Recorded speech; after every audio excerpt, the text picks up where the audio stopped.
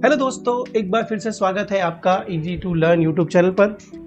ये हमारी advance Excel series की वीडियो नंबर 7 है और हम अभी कंटिन्यू कर रहे हैं पिवट टेबल्स को। लास्ट 6 वीडियो में हमने पिवट टेबल्स के बारे में बहुत सीखा है, बस स्टिल कुछ ऐसी चीज़ें हैं जो अभी रह जाती हैं, जो कि हैं पिवट टेबल्स के ऑप्शंस, फील्ड सेटिंग और क्लिक मेन्यूज।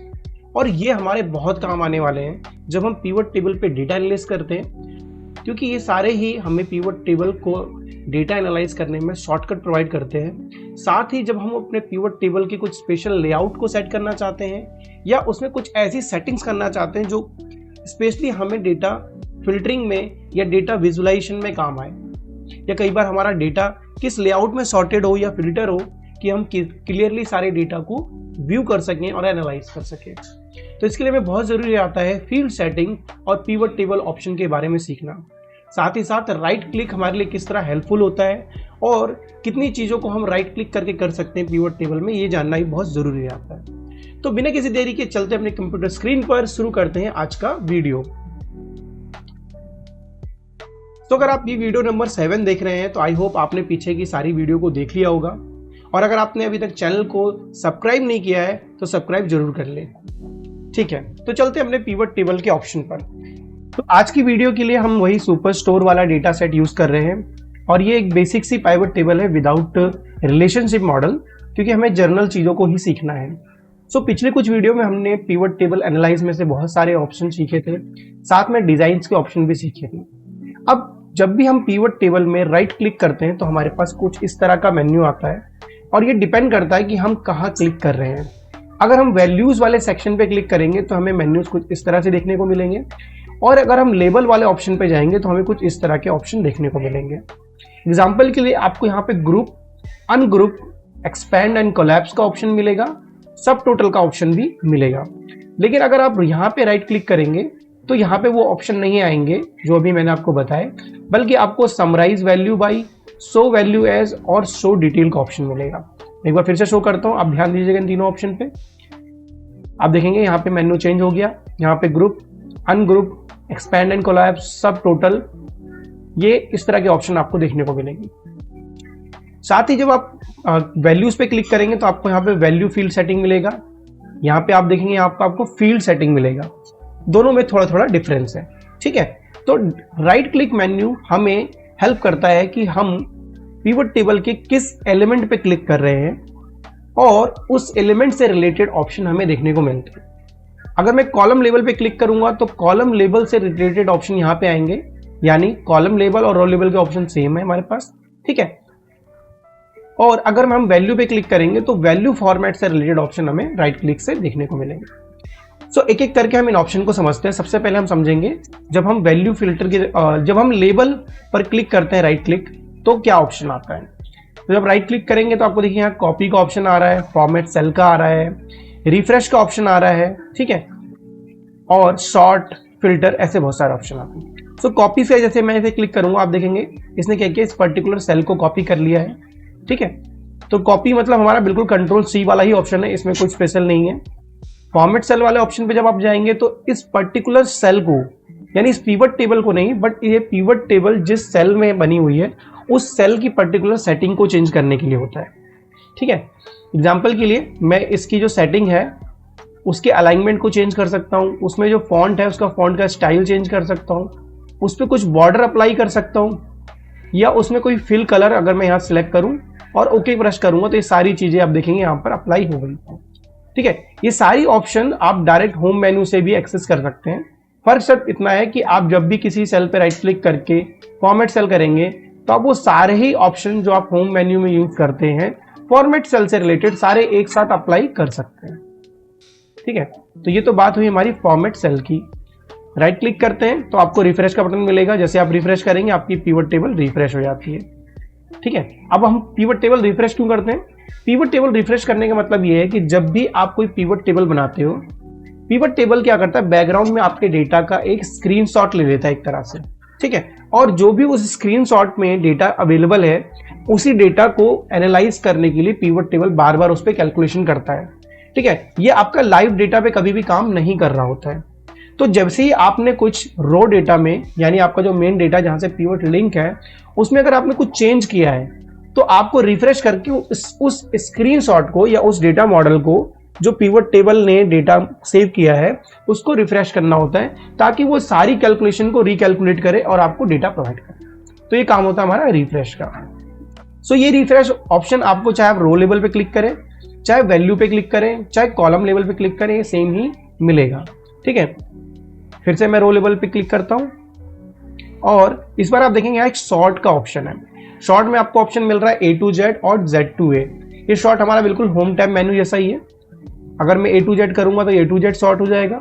अगर मैं Z to A करूंगा तो आप देखेंगे हमारा जो वैल्यू है, लेबल्स है, वो आपके जो हमारे लेबल्स हैं वो शॉर्टिंग उनकी जो हो जाएगी वो Z to A हो जाएगी। इसके बाद हमारे पास फिल्टर का ऑप्शन है। फिल्टर के ऑप्शन में आप देखेंगे, मैं एक काम करता हूं, पहले यहां से एक कैटेगरी को रिमूव कर देता हूं।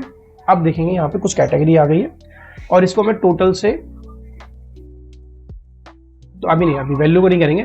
ठीक है, तो सबसे पहले हम सॉर्ट पे जाते हैं। सॉर्ट तो हमने कर लिया, अब हम फिल्टर पे आते हैं। अब अगर मैं क्या करता हूँ, यहाँ से कुछ ऑप्शंस को सिलेक्ट करके राइट क्लिक करता हूँ, फिल्टर पे जाता हूँ और इस बार कीप ओनली सिलेक्टेड आइटम पे क्लिक करूंगा तो आप देखेंगे जितने आइटम मैंने सेलेक्ट किए थे अब फिल्टर में केवल उतने ही आइटम आ रहे हैं। ठीक है, मैं क्या करूंगा, यहाँ पे राइट क्लिक करके क्लियर फिल्टर भी कर सकता हूँ।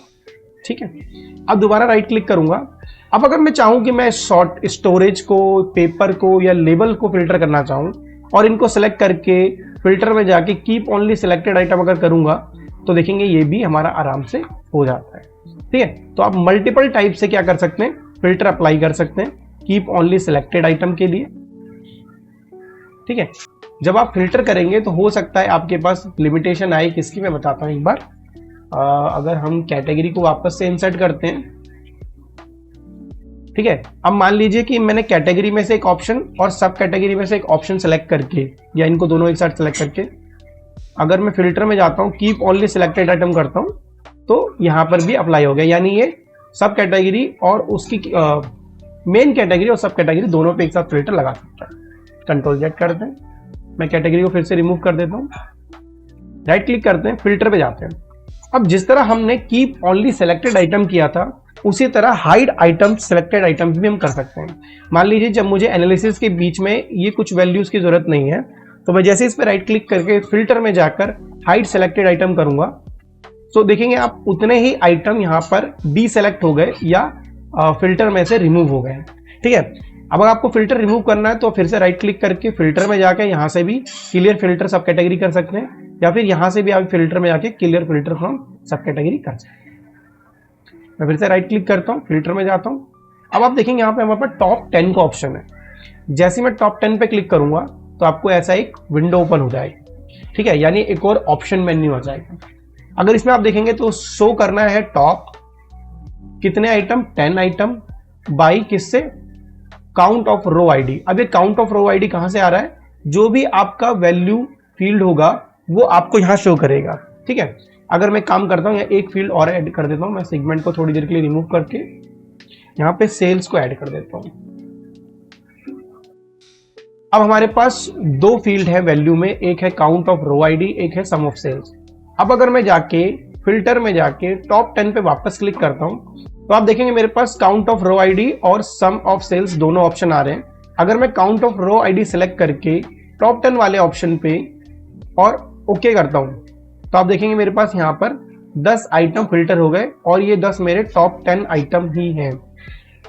ठीक है, मैं कंट्रोल Z करता हूं, राइट क्लिक करता हूं, वापस से ऑप्शन में जाता हूं, टॉप 10 की जगह अगर मान लीजिए मुझे टॉप 3 चाहिए तो मैं जस्ट यहाँ 3 टाइप करूंगा, count of row ID select करके ओके करूंगा तो आप देखेंगे यहाँ पर मुझे पेपर, फर्निशिंग और बाइंडर के ऑप्शन मिल रहे हैं जो कि मेरे टॉप 3 हैं। मैं फिल्टर पे जाके रिमूव कर देता हूँ, राइट क्लिक करता हूँ, फिल्टर पे जाता हूँ, टॉप 10 ऑप्शन पे जाता हूँ और इस बार मैं सेलेक्ट करूंगा सम ऑफ सेल्स और मैं यहाँ पे टॉप 3 आइटम सेलेक्ट करके ओके करूंगा तो आप देखेंगे यहाँ पर अब मुझे top 3 item based on sum of sales आ गया। फिल्टर रिमूव करते हैं, फिल्टर में जाते हैं तो आप देखेंगे टॉप 10 में इस बार हमारे पास आइटम की जगह परसेंटेज भी है। ठीक है, सो ये परसेंटेज वाला जो फिल्टरिंग सिस्टम है ये किस तरह काम करता है ये मैंने होम टैब के फिल्टर वाले वीडियो में ऑलरेडी बता रखा है। तो अगर आपको इसका लॉजिक समझना वहां समझ सकते हैं। मैं इसे ओके कर देता हूं। तो आपने देखा यहां पर फिल्टर वाइज जब मैंने ऑप्शन सेलेक्ट किया,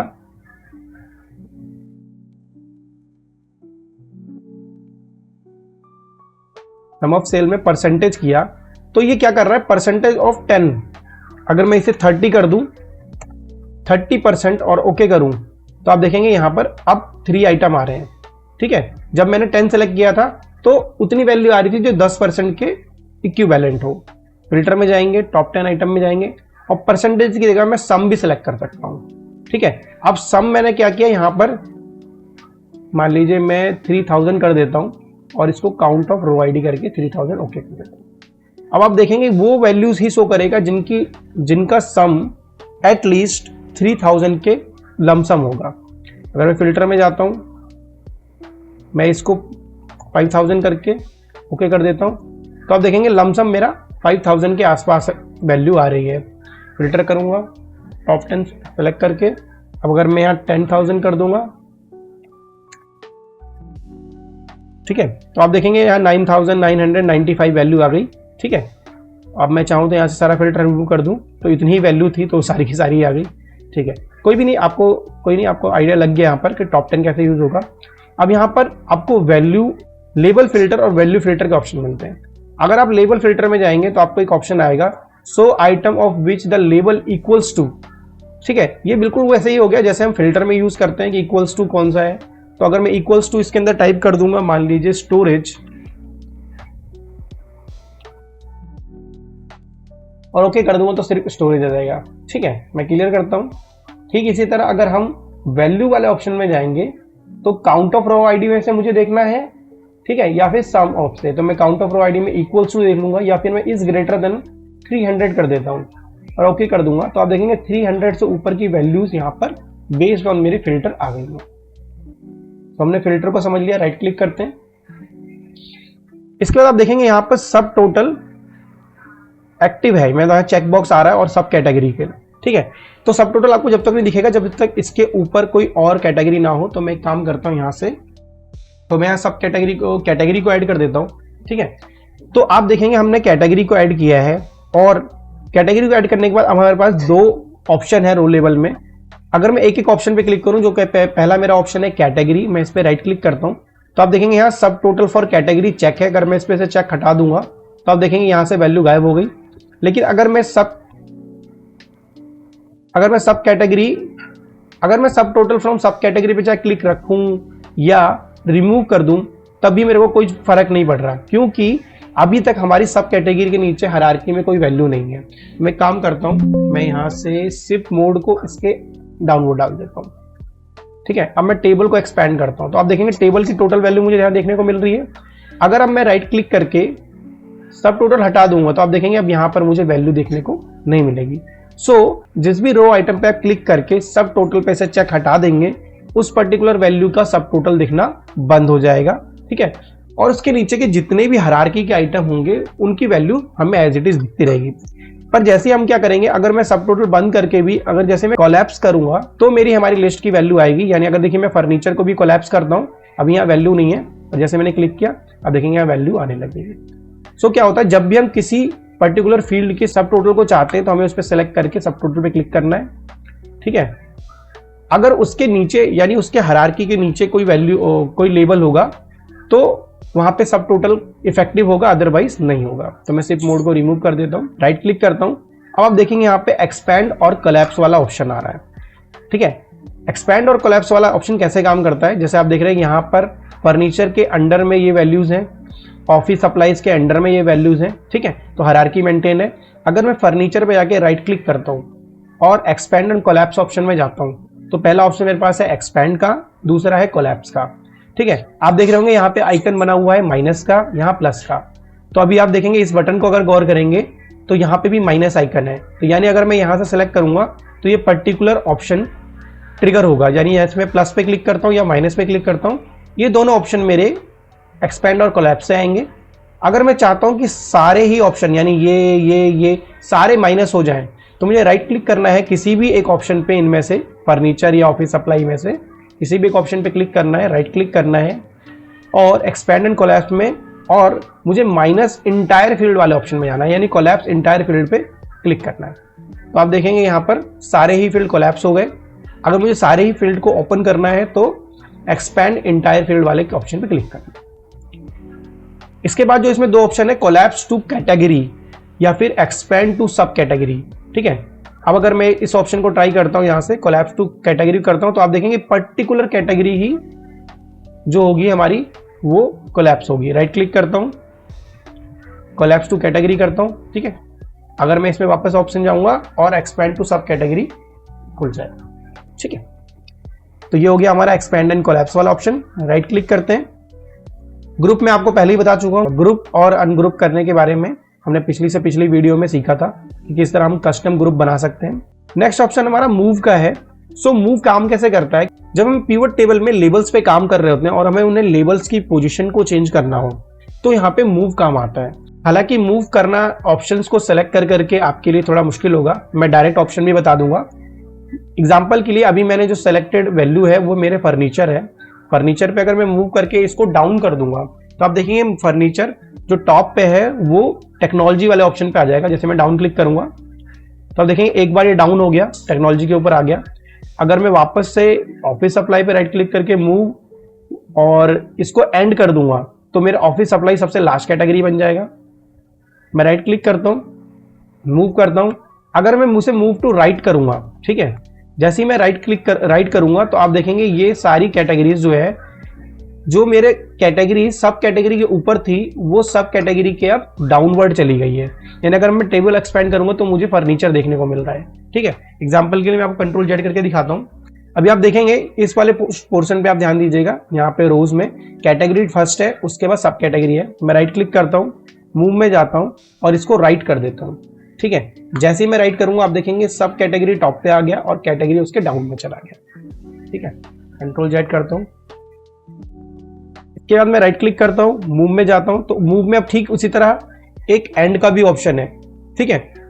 जैसे डाउन का ऑप्शन था वैसे ही राइट में भी एंड का ऑप्शन है। अगर मेरे पास मल्टीपल रो लेबल्स होते तो ये कैटेगरी मेरी सबसे डाउन में चली जाती। कंट्रोल जेड करता हूँ, राइट क्लिक करता हूँ, ठीक है।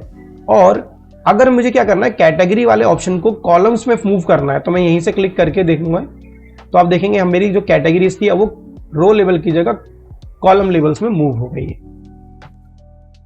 राइट क्लिक करते हैं। सो हमने मूव को देख लिया, मूव में सारे ऑप्शन को समझ लिए। हालांकि पिवट टेबल हमें बहुत ही इजी ऑप्शन देता है कि अगर हमें किसी लेवल को मूव करना है।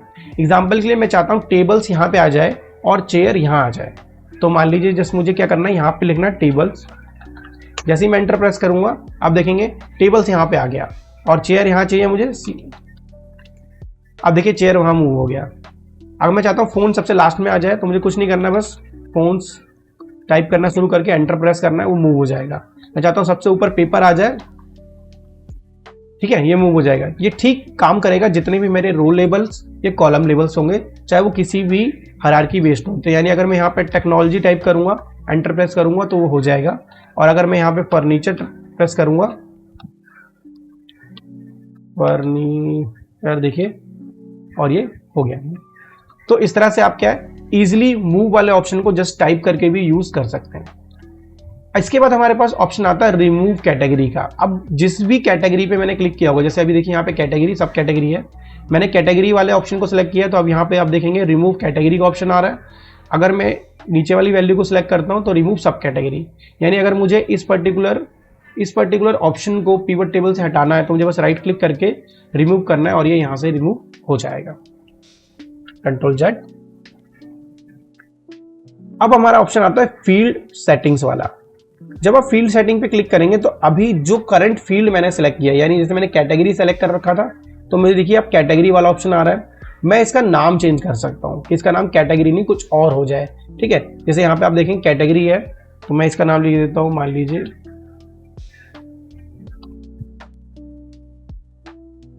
ठीक है। अब इसका नाम हो गया इजी कैटेगरी। आप देखेंगे यहाँ पे कोई चेंज नहीं आया, बट यहाँ पे आप देखेंगे इजी कैटेगरी इसका नाम हो गया। कंट्रोल जेड करता हूँ, राइट क्लिक करता हूँ, ठीक है। सो फील्ड सेटिंग में हमने नाम चेंज करना सीख लिया। राइट क्लिक करते हैं, फील्ड सेटिंग में जाते हैं। अब आप देखेंगे यहाँ पे सब टोटल एंड फिल्टर्स का ऑप्शन है। अभी आप देखेंगे सब टोटल यहाँ ऑटोमेटिक है, यानी जब भी हम वैल्यू इंसर्ट करेंगे सब टोटल ऑटोमेटिकली अप्लाई हो जाएगा।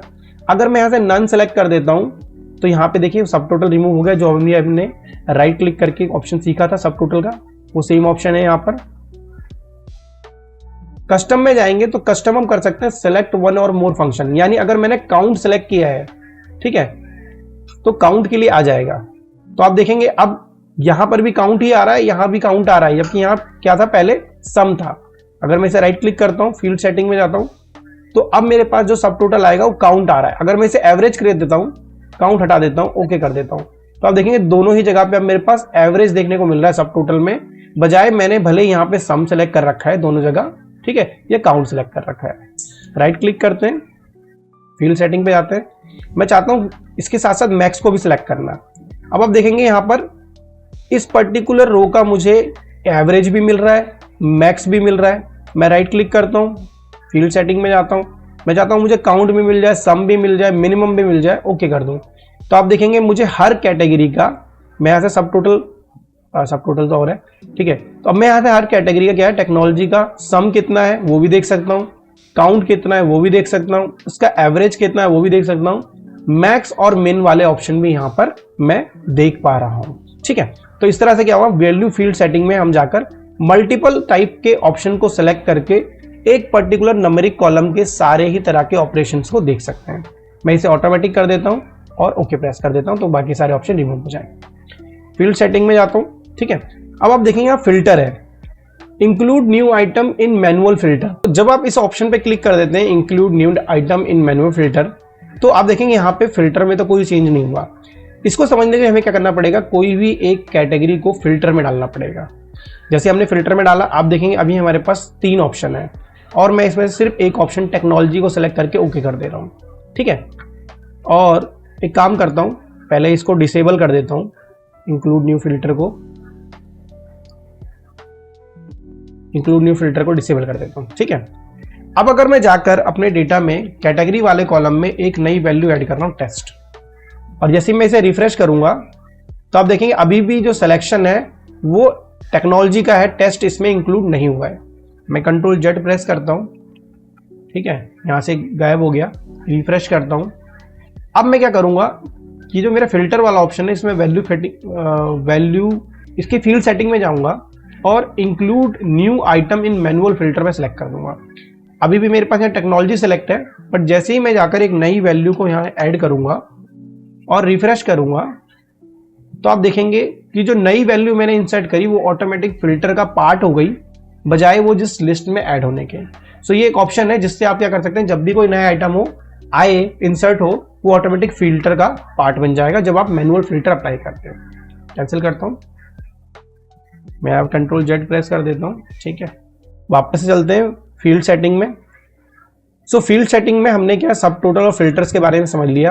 अब हम जाते हैं लेआउट एंड प्रिंट के।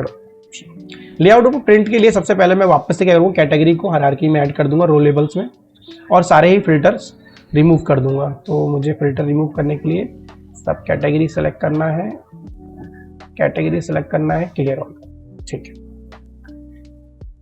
मैं राइट क्लिक करूंगा, फील्ड सेटिंग में जाऊंगा और इस बार लेआउट वाले ऑप्शन में जाऊंगा, ठीक है। अब लेआउट में जो ये ऑप्शन आ रहे हैं, ये ज्यादातर ऑप्शन हमने क्या है अभी तक नहीं देखे हैं, अभी इन्हें समझ लेते हैं। So item label in outline form, तो आप देख रहे हैं यहाँ पे क्या है, अभी हमारे पास जो ऑप्शन है ना वो आउटलाइन ऑप्शन का है। ये सेम ऑप्शन हमें क्या है डिजाइन में मिलता है। जब हम डिजाइन में जाते हैं, रिपोर्ट लेआउट में आएंगे तो आप देखेंगे यहाँ पे आउटलाइन का ऑप्शन है। मैं आउटलाइन पे क्लिक करता हूँ, देखिए आउटलाइन वाला ऑप्शन आ गया। तो अगर मैं वैल्यू फील्ड पे जाऊंगा, कंट्रोल जेड करता हूँ, तो अभी आपने देखा जब मैंने आउटलाइन सेलेक्ट कर लिया था तो मेरे क्या ये वैल्यू यहाँ आ रही थी, ठीक है। अब वो डिफरेंट कॉलम में आ रही है, ठीक है। लेकिन अगर मैं फील्ड सेटिंग में जाता हूं तो ये ऑप्शन आप देखेंगे, so item label in outline form, display label from the next field in the same column, ये कॉम्पैक्ट व्यू है। तो अभी क्या है, आउटलाइन फॉर्म वाला ऑप्शन तो सिलेक्ट है लेकिन हमारा व्यू कौन सा है, कॉम्पैक्ट व्यू। तो अगर आप रिपोर्ट लेआउट में जाएंगे तो हमारा कॉम्पैक्ट व्यू में क्या सेम कॉलम में आ रहा है। राइट क्लिक करते हैं, फील्ड सेटिंग में जाते हैं, लेआउट में आते हैं। अगर मैं इस वाले ऑप्शन पर क्लिक हटा दूंगा, ओके करूंगा, ठीक है, किस पे क्लिक किया, ठीक है। तो अगर मैं पहले ऑप्शन पे ये अप्लाई करूंगा ओके करके, तो आप देखेंगे मेरा पहला ऑप्शन अलग कैटेगरी में चला गया है। कंट्रोल जेड करता हूं, ठीक है। जब मैंने इसको इसके सेकंड कैटेगरी पे अप्लाई किया था तो आप देखेंगे कोई भी हमें फर्क देखने को नहीं मिला था। सेकंड कैटेगरी पे भी ये ऑप्शन हटा हुआ है, लेकिन हमें फर्क देखने को नहीं मिला। तो कई बार क्या होता है, आपको ऐसा चाहिए होगा कि ये दो कैटेगरी तो एक लाइन में आए, बट इसके बाद जैसे ही मैं कोई रो लेवल में वैल्यू इंसर्ट करूं वो नेक्स्ट लाइन में आए। तो अब मैं क्या करता हूं, यहां से जैसे ही रीजन को मैं इंसर्ट करूंगा, ठीक है, आप देखेंगे रीजन नए कॉलम में आ गया है। अगर मैं इसको एक्सपैंड ऑल करता हूं तो आप देखेंगे टेक्नोलॉजी और मशीन तो सेम कॉलम में आ गया, बट रीजन मेरा डिफरेंट कॉलम में चला गया, ठीक है। अगर मैं चाहता हूं नहीं मशीन भी क्या होनी चाहिए, हमारी डिफरेंट कॉलम में आनी चाहिए, या फिर जो मेरा सब कैटेगरी है, तो मैं इस पर राइट क्लिक करूंगा, वैल्यू फील्ड सेटिंग में जाऊंगा, तो देखिए आप देखेंगे यहां तो हमने अप्लाई कर रखा है, यानी जिस भी रो लेवल पे आप ये अप्लाई करेंगे उसका इफेक्ट उसके नेक्स्ट ऑप्शन पे देखने को मिलता है।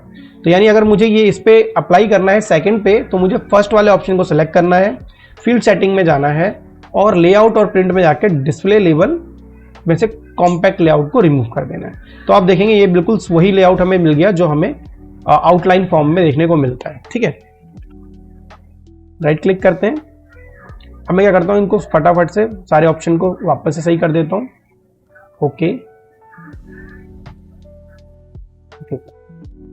अब आप देखेंगे हमारा ये नॉर्मल सा कॉम्पैक्ट लेआउट आ गया। फील्ड सेटिंग में जाते हैं। सो अभी आपने देखा होगा कि हम जब भी किसी रो लेवल वाले ऑप्शन में से सिलेक्ट कर रहे हैं तो उसका इफेक्ट सिर्फ उससे रिलेटेड कॉलम पे पड़ रहा है, ठीक है। अब देखेंगे यहाँ पे डिस्प्ले सब total eight top of each group, ठीक है। ये ऑलरेडी ऑप्शन अप्लाई है जो यहाँ पे हमें देखने को मिल रहा है कि हर किसी का सब टोटल उसके सामने यानी ऊपर वाले वैल्यू पे दिख रहा है। अब यहीं से अगर मैं 100 आइटम इन टेबुलर पे क्लिक करूंगा, तो जैसे मैं क्लिक करूंगा आप देखेंगे अब जो मैं टेबुलर ऑप्शन पूरे डेटा पे अप्लाई करता था, अब वो सिर्फ केवल इसकी सब कैटेगरीज पे यानी इसके नीचे हायरार्की में जितने भी रोल लेवल है केवल उन पे ही अप्लाई होगा। आप देख रहे हैं अभी तक हमारा मशीन यानी सब कैटेगरी और रीजन पे रिपोर्ट लेआउट टेबुलर अप्लाई नहीं हुआ है, ठीक है। मैं इसे राइट क्लिक करूंगा, फील्ड सेटिंग में जाऊंगा और यहां से इसको वापस से कॉम्पैक्ट या कॉम्पैक्ट आउटलाइन में सेलेक्ट कर दूंगा तो नॉर्मल हो जाएगा। मैं राइट क्लिक करता हूं, फील्ड सेटिंग में जाता हूं। अब आप देखेंगे यहाँ पे एक ऑप्शन आ रहा है रिपीट आइटम लेवल। अगर मैं इस पर भी क्लिक कर देता हूं तो आपको कोई भी फर्क देखने को नहीं मिलेगा। ये सेम ऑप्शन हमारे पास यहाँ पर है कि रिपीट ऑल आइटम। ये जब भी देखने को मिलता है या तो हम आउटलाइन फॉर्म यूज कर रहे हैं, ठीक है, या हम टेबुलर फॉर्म यूज कर रहे हो। अब देखिए जैसे मैं आउटलाइन क्लिक करूंगा आपको टेक्नोलॉजी देखने को मिला है, या फिर मैं टेबुलर फॉर्म यूज करूंगा तब भी आपको टेक्नोलॉजी देखने को मिल रहा है। लेकिन अभी जब हमने ये ऑप्शन अप्लाई किया तो ये सिर्फ और सिर्फ कैटेगरी वाले रो लेवल्स के लिए हुआ है, सब कैटेगरी के लिए नहीं। जबकि अगर हम रिपोर्ट लेआउट से करते हैं तो रिपीट ऑल आइटम में क्या है, ये अप्लाई सारे ही रो लेवल्स पे हो जाता है। तो अगर मुझे किसी पर्टिकुलर एक रिपोर्ट लेआउट पे पर्टिकुलर एक रो लेवल पे करना है तो मुझे इंडिविजुअल रो लेवल को सिलेक्ट करना है, फील्ड सेटिंग्स में जाना है और अपना डिजायर ऑप्शन यहां से रिपीट आइटम लेवल को सिलेक्ट करना है, ठीक है। अब मैं इसको क्या है वापस से कॉम्पैक्ट और डू नॉट रिपीट पे क्लिक कर देता हूं। अगला ऑप्शन हम फील्ड सेटिंग में जाते हैं। तो फील्ड सेटिंग में हमारा अगला ऑप्शन है insert blank line after each item level. अगर मैं इसे यहां से क्लिक करता हूं, ये सेम ऑप्शन हमें ऊपर भी देखने को मिलता है।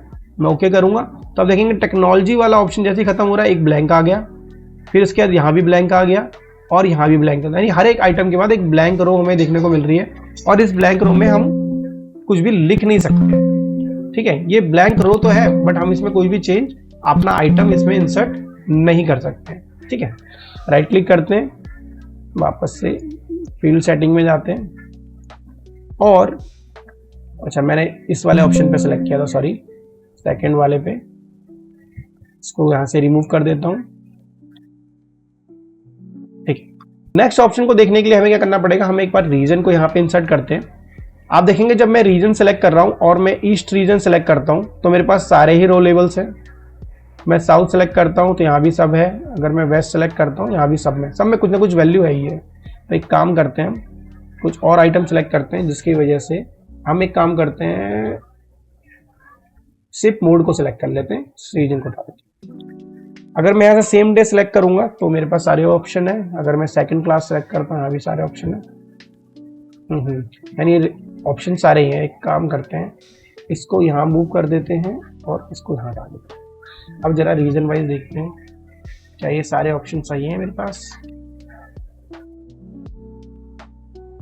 ईस्ट सारे ही हैं, साउथ सारे ही, कोई भी वैल्यू ब्लैंक नहीं आ रही है।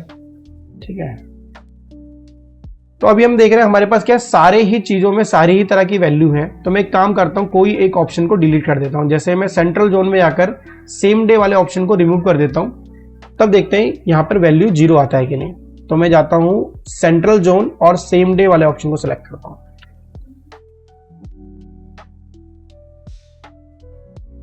मैंने सेम डे सिलेक्ट किया और इस जोन को सिलेक्ट किया सेंट्रल। अब आप देख रहे हैं मैंने सेंट्रल जोन में सेम डे मोड सिलेक्ट किया है, इसको मैं फर्स्ट क्लास सिलेक्ट कर देता हूं।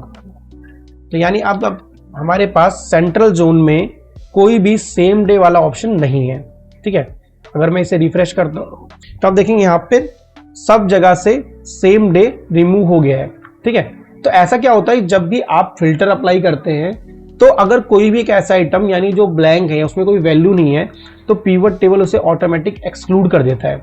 हमारे डेटा में सब में वैल्यू थी, इसलिए मुझे मैनुअल करना पड़ा। अब कई बार क्या होता है, हमें मान लीजिए आप अपनी टीम का टारगेट अप्लाई कर रहे हैं और किसी बंदे ने 0 काम किया है, तो क्या वो ऑटोमेटिक यहां से रिमूव हो जाएगा। बट आप चाहते हैं उसका नाम आए, भले उसके आगे वैल्यू 0 रहे। ऐसी कंडीशन को अप्लाई करने के लिए अभी क्या करना पड़ता है, उस पर्टिकुलर ऑप्शन में, यानी जैसे मुझे अप्लाई करना है ये सिप मोड के लिए, तो मैं सिप मोड के वैल्यू सेटिंग में जाऊंगा। आप चाहे तो यहां से भी कर सकते हैं, या फिर सिप मोड में वैल्यू सेटिंग में जाएंगे, लेआउट में जाएंगे, यहाँ ऑप्शन आपका है show item with no data, और ओके कर देंगे। तो अब आप देखेंगे यहाँ पर सेम डे वाला ऑप्शन सब में हाईलाइट हो गया, भले ही उसमें वैल्यू ब्लैंक आ रही है। ठीक है, तो इस तरह से हम शो वैल्यू का ऑप्शन सिलेक्ट कर सकते हैं। लेआउट में जाएंगे। अब इसके बाद जो ऑप्शन हमारे पास आता है वो है insert page break after each item. अब इसको समझने के लिए क्या करना पड़ेगा, पहले आपको मैं पेज ब्रेक लेआउट दिखाता हूं, जो कि कुछ इस तरह से देखने को मिलता है। अभी हमारा क्या है, सारा डेटा क्या है, एक ही पेज में आ रहा है। अगर मैं इसका प्रिंट प्रीव्यू आपको दिखाऊं तो आप देखेंगे यहाँ पर सारा डेटा एक ही पेज में आ रहा है। मैं ऑप्शन को सिलेक्ट करता हूँ। अब मैं राइट क्लिक करता हूँ और इस बार मैं टेक्नोलॉजी वाले ऑप्शन पर सिलेक्ट करूंगा और पीवट टेबल ऑप्शन पे फील्ड सेटिंग पे जाऊंगा, लेआउट पे जाऊंगा। अब मैं insert page break after each item select कर लेता हूँ। आप देखें जैसे ही मैंने इसे ओके कर दिया, मेरा हर एक आइटम के अकॉर्डिंग अलग अलग पेज जनरेट हो जाएगा।